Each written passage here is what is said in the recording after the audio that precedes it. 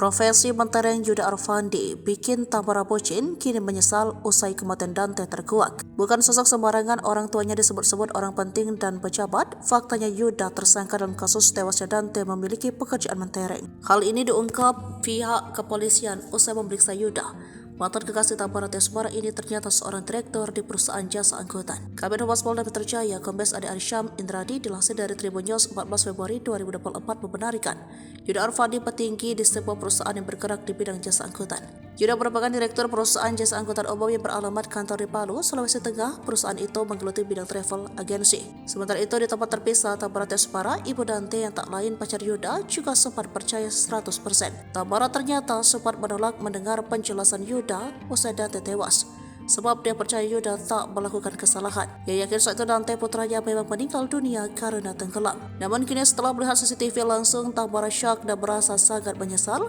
Dia tak bisa bilang apapun kecuali menyesali apa yang sudah terjadi. Secara terpisah, Dirkrimum Polda Metro Jaya Kombes Wirasatya Triputra mengatakan polisi menjerat Yuda Arfandi dengan pasal berlapis, yakni Undang-Undang Perlindungan Anak pasal 340 KUHP dan atau pasal 338 KUHP dan atau pasal 359 KUHP. Sebab ia ditangkap berdasarkan bukti yang cukup setelah sebelumnya dilakukan gelar perkara penetapan tersangka.